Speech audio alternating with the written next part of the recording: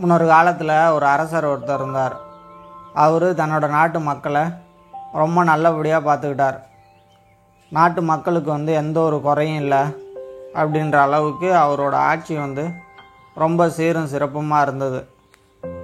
இந்த அரசருக்கு வாரிசுகள் எதுவும் இல்லாததுனால தனக்கப்புறம் தன்னோட நாட்டு மக்களையும் நாட்டையும் நல்லபடியாக ஆட்சி செய்கிறதுக்கு ஒருத்தரை நியமிக்கணும் அப்படின்னு சொல்லி முடிவு பண்ணி நாட்டு மக்களுக்கு ஒரு அறிவிப்பு ஒன்று கொடுத்தாரு.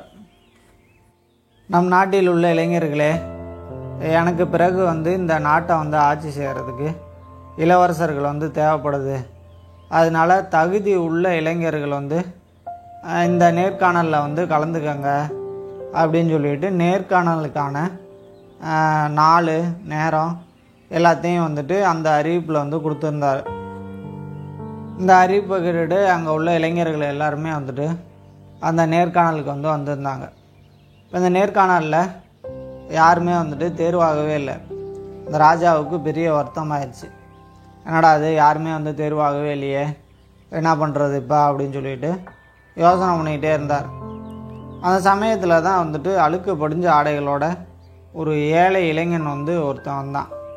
இப்போ அவனை பார்த்துட்டு இந்த ராஜா இந்த மாதிரி உன்னோட ஆடைகள் ரொம்ப மோசமாக இருக்குது, அதனால் நீ ஒரு நல்ல ஆடைகளை வாங்கி போட்டுக்கிட்டு அதுக்கப்புறம் நேர்காணலுக்கு வா அப்படின்னு சொல்லிவிட்டு ஆடைகள் வாங்கிறதுக்கு தேவையான பணத்தை அவர்கிட்ட கொடுத்து அனுப்பி விட்டார்.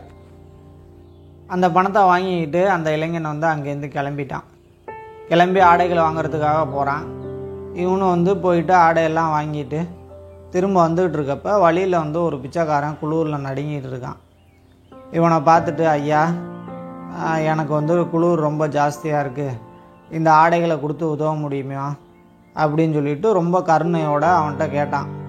இப்போ இவன் இந்த பிச்சைக்காரன் ரொம்ப குளூரில் நடுங்கிறத பார்த்துட்டு, நீங்கள் இந்த ஆடைகளை வச்சுக்கோங்க அப்படின்னு சொல்லி அந்த ஆடைகளை கொடுத்துட்டு மறுபடியும் அதே உடையோடு அந்த அரண்மனைக்கு வந்தான்.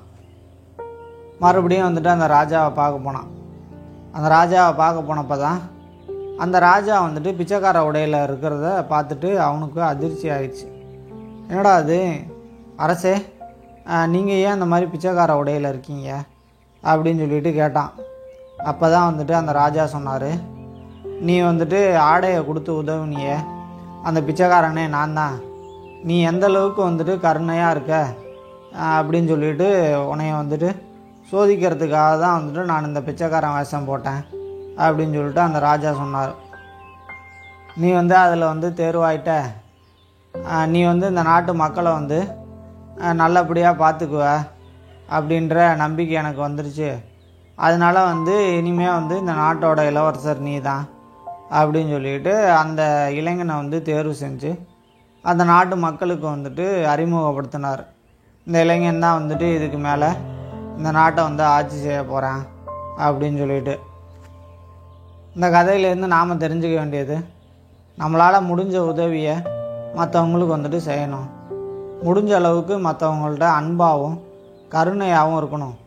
தர்மம் தலை காக்கும், தக்க சமயத்தில் உயிர் காக்கும் அப்படின்றதுக்கு ஏற்ற மாதிரி ஏதாவது ஒரு விதத்தில் நமக்கு அது பலனை கண்டிப்பாக தரும்.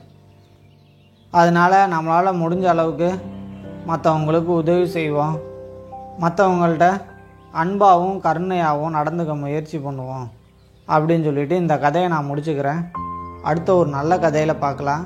நம்ம சேனலை சப்ஸ்கிரைப் பண்ணாதவங்க மறக்காமல் சப்ஸ்கிரைப் பண்ணிக்கோங்க. நன்றி, வணக்கம்.